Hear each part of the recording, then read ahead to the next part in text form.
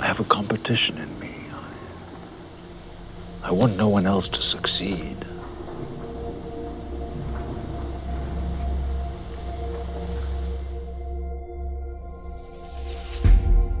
Ambition, désir ardent de posséder quelque chose, de parvenir à faire quelque chose. Au milieu de nulle part, un homme frappe inlassablement dans la roche. Il n'y a que lui et ses outils dans cet environnement désertique. Chaque jour, il creuse, sans savoir s'il perd son temps, sans savoir s'il trouvera ce qu'il recherche. Il n'est qu'un amas de persévérance que rien ne peut arrêter. Pas même le froid, la fatigue ou la solitude. La nature regorge de ressources, et cet homme est là pour les lui prendre. Avec elle, pas besoin de contrat ou d'accord, mais il faut se battre pour mériter un retour sur investissement. Les heures de travail de cet illustre inconnu se transforment donc en journées entières, avant que sa détermination ne finisse par payer. Cette heureuse découverte nourrit en lui une ambition déjà démesurée, une ambition qui a toujours un coût.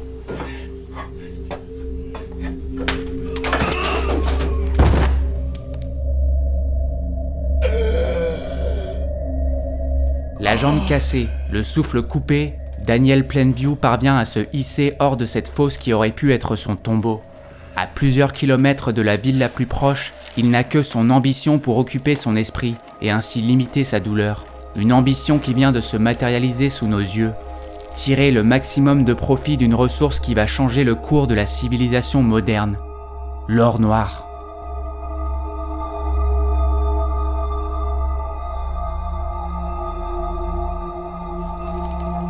Neurologiquement, d'où vient l'ambition ?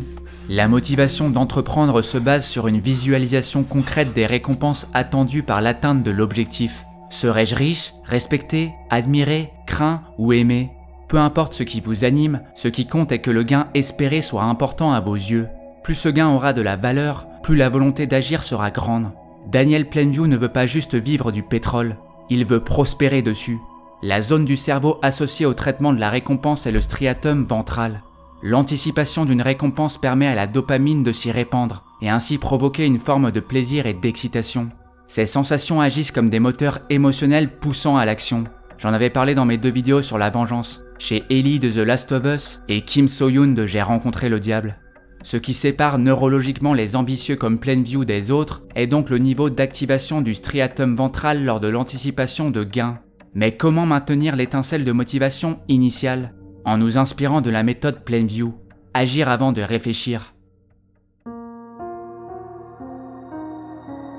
Cette pratique paraît folle, ridicule, dangereuse, mais elle a pourtant une certaine efficacité. Pour le comprendre, il faut d'abord évoquer les potentiels méfaits de la méthode opposée. Le fait de trop réfléchir avant d'agir est le meilleur moyen de diminuer toute stimulation liée à la poursuite de l'objectif. Le striatum ventral s'active davantage quand le but est atteignable et proche dans le temps. La réflexion, elle, complexifie dans notre esprit le chemin qu'il faudra parcourir pour atteindre cet objectif, le rendant moins tangible. Cela participe à une moindre activation du système de récompense, réduisant la motivation à agir. L'autre aspect concerne le concept de paralysie par analyse. À force d'analyser tous les scénarios probables, l'éventail des choix possibles s'élargit, rendant chaque décision encore plus difficile à prendre. Cela se traduit également par une peur de l'échec, où la crainte de faire une erreur est si intense qu'elle bloque l'action. Tout cela provient d'une volonté farouche de contrôle par la planification, une volonté de contrôle qui, ironiquement, se transforme en passivité, là où l'acceptation du désordre et de l'incertitude pousse à l'action. Si Plainview avait peur de l'échec, il n'aurait jamais tenté le tout pour le tout comme il l'a fait. Vers la fin du 19e siècle, ce trentenaire décide de s'installer au beau milieu de nulle part à la recherche d'or et d'argent. Il creuse seul, éloigné de tout secours et avec le minimum vital. Pas de tente pour dormir, de collègues pour le surveiller ou d'équipement pour le protéger. Si quelque chose tourne mal, il n'y aura que lui pour s'en sortir. L'action initiale et répétée permet dans un premier temps d'éviter la paralysie par analyse que nous venons d'évoquer. Dans un second temps, elle lance un cycle nécessaire à toute personne souhaitant réussir, la formation d'habitude. À mesure que Daniel Plainview multiplie les journées de dur labeur, son striatum dorsal prend progressivement le relais de son striatum ventral. Cette transition permet de transformer ces actions répétées en habitudes ancrées. Une fois devenue une habitude, la même action demande beaucoup moins d'efforts cognitifs pour être réalisée, car elle devient une évidence. Combien de temps aura-t-il fallu à Daniel pour tomber sur sa première roche imbibée de métal ? On ne le sait pas, Mais ce qui est sûr est que son objectif de faire fortune n'est plus un fantasme irréaliste. Cette satisfaction liée au fait d'avoir progressé lui sert de carburant pour se traîner sur plusieurs kilomètres la jambe cassée et encaisser son premier gain important, l'équivalent de 13 000 $ aujourd'hui.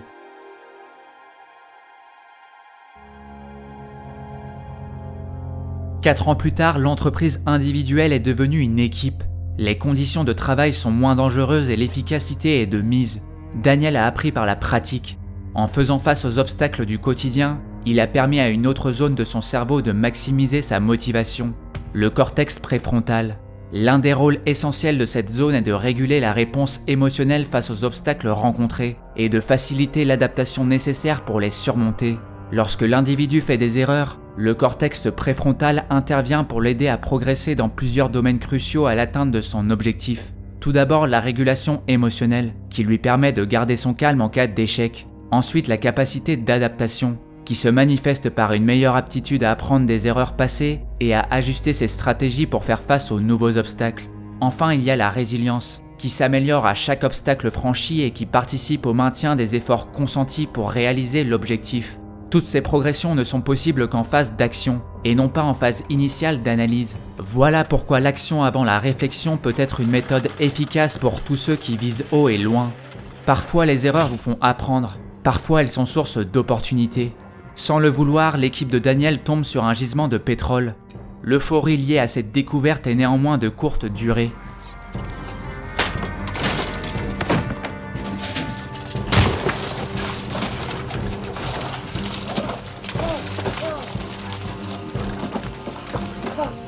Ce terrible accident nous permet de voir les limites de l'apprentissage par la pratique. Cette méthode rend l'environnement de travail beaucoup plus dangereux, car les mesures de sécurité sont vues comme un frein à la productivité. Elles restent donc minimes et ne sont renforcées qu'en cas d'accident grave. Cette quête acharnée du profit crée un orphelin, que Daniel se voit contraint d'adopter. Cet acte paraît à nos yeux aller à l'encontre du développement de son entreprise, mais l'homme d'affaires sait s'adapter. Il utilise ainsi son enfant adoptif pour développer quelque chose d'essentiel dans la négociation commerciale, l'art du storytelling.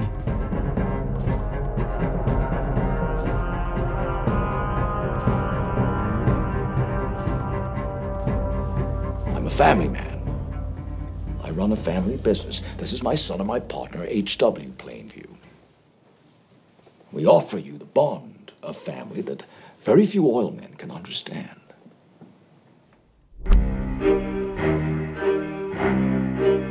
Qu'est-ce qu'un capitaliste fortuné et très ambitieux a en commun avec une population pauvre vivant de l'agriculture? C'est ce que Daniel Plainview cherche à établir quand il prépare son discours aux citoyens d'une ville reposant sur un gisement de pétrole. Son but est d'acquérir leur terrain, d'y implanter son entreprise et de commencer à forer. Le problème est que les habitants ne voient pas d'un bon œil l'arrivée de ce riche investisseur. Daniel se sert alors du storytelling pour les convaincre. Dans un premier temps, il crée du lien avec ses interlocuteurs. Pour susciter des émotions, il trouve l'ultime similarité qu'il entretient avec eux, l'importance qu'il accorde à la famille. Non seulement il évoque la place importante de son fils adoptif dans sa vie, mais en plus, il le place juste derrière lui, ajoutant du concret à ses propos. L'autre trouvaille de sa part est d'incorporer le concept de famille à son business. En liant les deux, il transforme dans l'esprit collectif une entreprise classique en une entreprise familiale. Les deux sont tout autant guidés par le profit, mais la dernière est mieux acceptée, du fait de l'ajout de cette dimension familiale. En améliorant son image, il parvient à faire baisser la garde de son public et peut ainsi entamer la seconde étape, se démarquer. Ladies and gentlemen, if I say I'm an oil man, you will agree. Now you have a great chance here. But bear in mind you can lose it all if you're not careful. Pour persuader son audience, Daniel se démarque de ses concurrents et là encore, il le fait en racontant des histoires. Il utilise d'abord son parcours semé d'embûches pour démontrer tout son mérite et pointer le manque d'expertise de terrain de ses adversaires. L'aspect narratif prend à nouveau une place importante quand il élabore le scénario catastrophe qui aurait lieu si la population faisait le mauvais choix. Il développe alors point par point, comme un récit, les événements qui s'en suivraient s'il laissait ses concurrents s'installer à sa place. Out of all men that beg for a chance to drill your lodge, maybe 1 in 20 will be oil men. The rest will be speculators. That's men trying to get between you and the oil men to get some of the money that ought by rights come to you. Pour consolider son argumentaire, Daniel expose ensuite un scénario utopique, quand il détaille tous les bienfaits de sa venue. Il promet la fondation d'une école, la cultivation de blé et des retombées économiques positives pour le commerce. Cette utilisation du storytelling est efficace car elle donne aux habitants l'illusion qu'ils sont totalement gagnants, alors que pas vraiment. La présentation par Daniel des possibilités qui s'offrent à eux est volontairement biaisée en sa faveur. Elle omet une autre option réalisable, que les citoyens s'unissent avec le propriétaire des terres et fondent leur propre organisation pour forer eux-mêmes, et ainsi être sûrs de bénéficier au maximum des ressources que leur sol a à apporter. Face à la prospérité qu'a promis Daniel, il apparaît donc difficile de penser à négocier davantage. Mais l'ambition ne connaît aucune frontière, et peut naître en n'importe qui. Will the new road lead to the church? Well, that'll be the first place that it leads. Thank you, Eli. Eli est le jeune prêtre de la ville qui, malgré sa jeunesse, s'impose rapidement comme quelqu'un de tout aussi ambitieux que Daniel. Il négocie avec lui la vente des terres de son père, et quand ce dernier propose 5 000 $, il renchérit à 10 000. Daniel promet alors 5 000 $ pour les terres et 5 000 pour l'église d'Eli en cas de découverte de pétrole. Eli pense alors avoir obtenu gain de cause, mais il se rend vite compte que les promesses orales ne valent rien dans ce business. Une fois ce pacte conclu, Daniel fait retarder au maximum le versement de la somme à l'église d'Eli, ce qui oblige le jeune homme à trouver du financement ailleurs. Le développement de la congrégation d'Eli suit alors la même croissance que l'entreprise pétrolière de Daniel, et c'est ce que le pétrolier finit par reconnaître. Quand il se rend à son église, il remarque que Kelly utilise lui aussi l'art du storytelling, non pas pour acquérir des terres mais pour acquérir des fidèles. Là où les histoires de Daniel mixaient émotionnel et rationnel, celles d'Eli puisent uniquement dans les émotions de ses sujets. Les histoires qu'il conte de manière théâtrale permettent, comme celle de Daniel, d'améliorer son image. Du côté de Plainview, tout se passe donc pour le mieux financièrement. Mais le chef d'entreprise est si concentré sur ses profits qu'il ignore, comme à ses débuts, toute précaution dans sa quête d'or noir.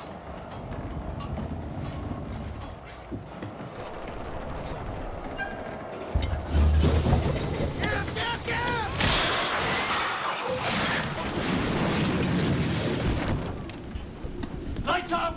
Wait here, wait here. Lights out!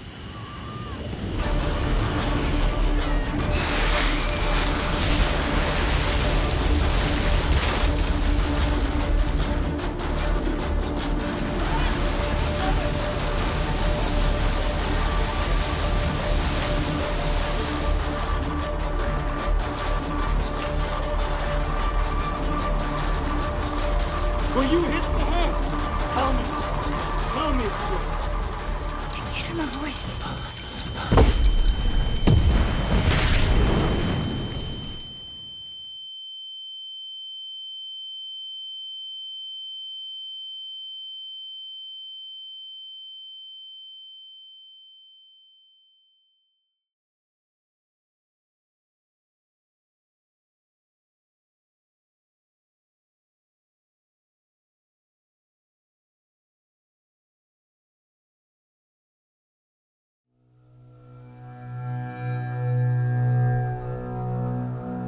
Cette explosion est-elle un drame ou une bénédiction?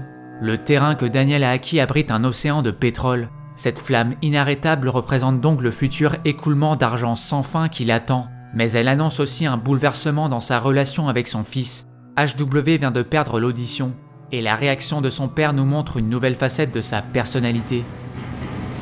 HW okay? No, he isn't.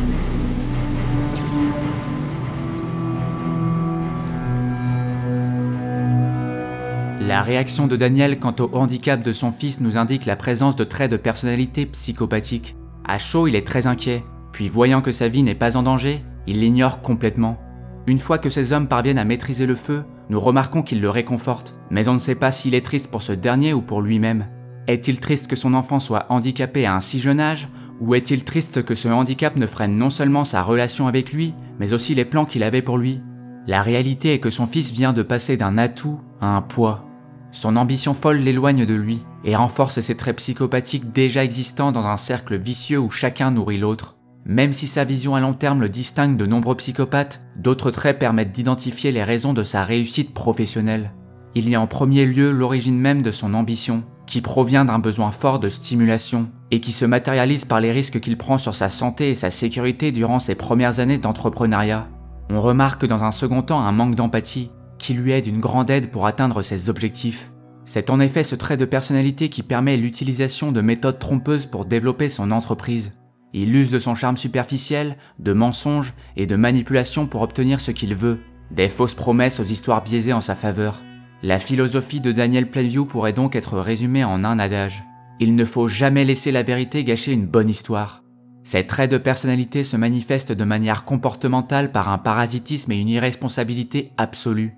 Daniel profite des autres au sens large. Il profite de l'ignorance de Sunday pour lui acheter ses terres à un prix dérisoire. Il profite aussi de l'extrême pauvreté des habitants pour se présenter en sauveur et ainsi être bien accueilli dans la ville. D'un point de vue des responsabilités, il ne tient aucun engagement, qu'il soit professionnel ou personnel.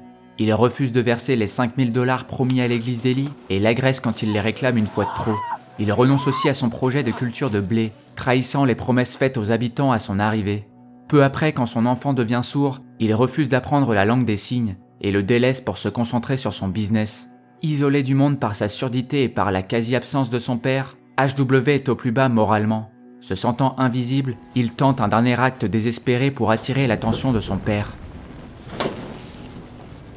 Ce geste dangereux a malheureusement l'effet inverse et conduit Daniel Plainview à prendre une dure décision. You stay here. I'll be right back.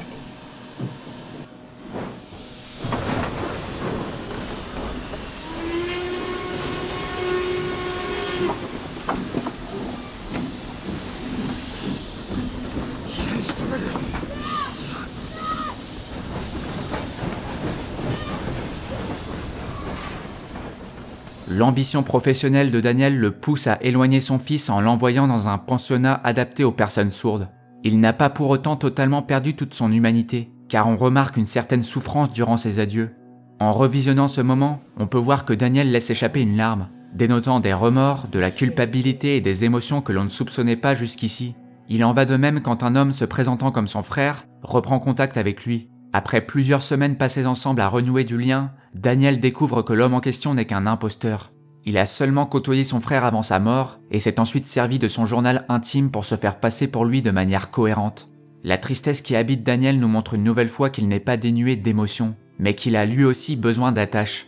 Il est alors mis à la place de ses victimes, en étant pour la première fois la personne subissant la manipulation.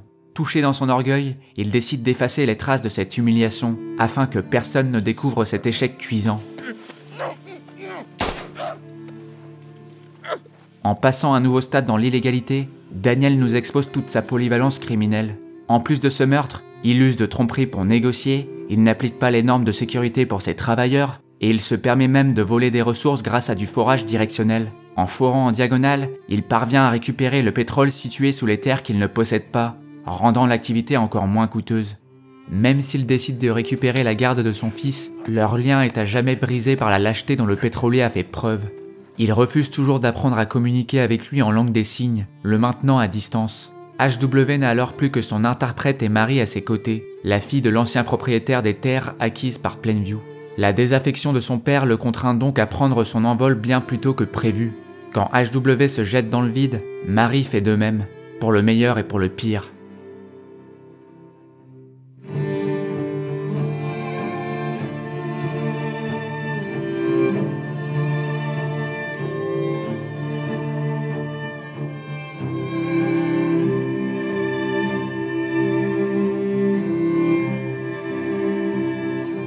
« 16 ans plus tard, HW se rend dans l'immense demeure de son père pour lui annoncer deux choses. Son départ pour le Mexique avec sa femme et le lancement de sa propre entreprise pétrolière. Le jeune homme est alors accueilli avec un mépris hors du commun, car la chose la plus importante de la personnalité de Daniel Plainview vient d'être touchée. Son ego. You're not my son. Please don't say that. I know you don't mean it. What's the truth? You're not my son. You never have been. You're an orphan. Did you ever hear that word? Tell him what I said. L'estime de soi de Daniel est si importante qu'elle nourrit non seulement sa compétitivité féroce, mais aussi son besoin de voir les autres échouer. Quand l'ego subit une attaque, son hôte doit tout faire pour détruire son adversaire, car c'est le meilleur moyen de cicatriser au plus vite. I don't even know who you are because you have none of me in you. You're an orphan from a basket in the middle of the desert. And I took you for no other reason than I needed a sweet face to buy land. Look at me. You're lower than a bastard. Face à ces paroles, HW se rend compte qu'il a définitivement perdu son père, consumé par son ambition démesurée. Cela ne sert donc plus à rien de s'accrocher aux quelques souvenirs nostalgiques d'un parent qui n'a jamais vraiment été présent. I thank God I have none of you in me.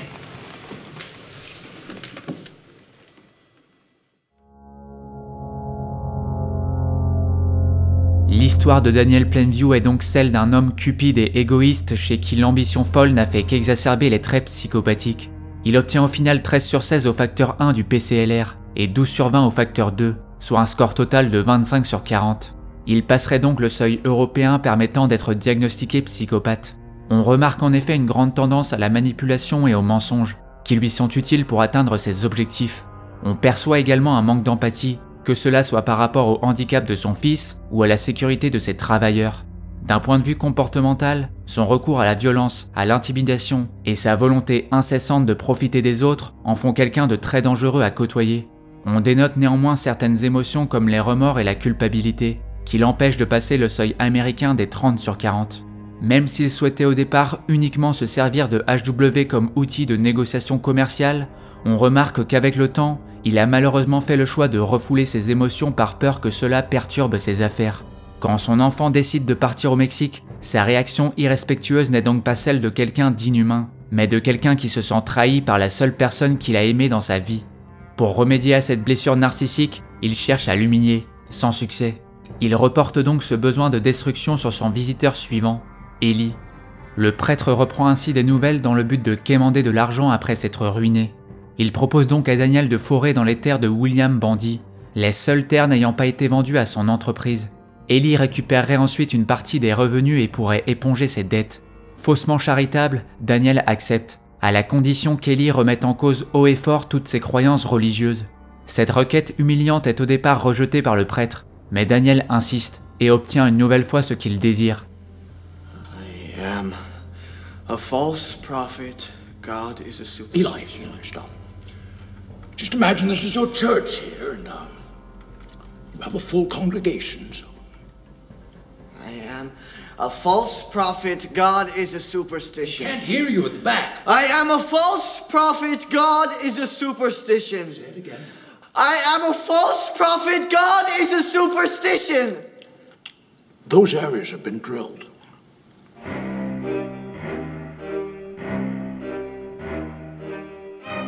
En révélant son recours au forage directionnel et donc l'inutilité totale des péchés d'Ellie, Daniel l'achève psychologiquement.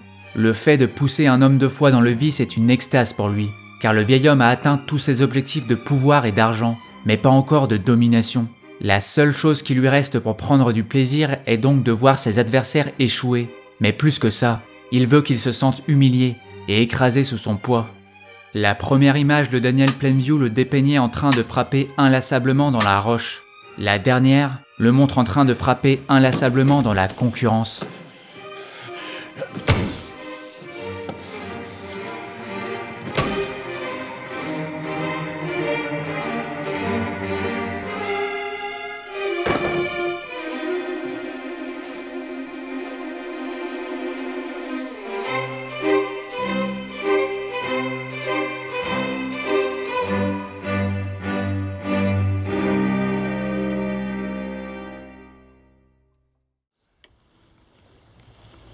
I can't keep doing this on my own. With these, people.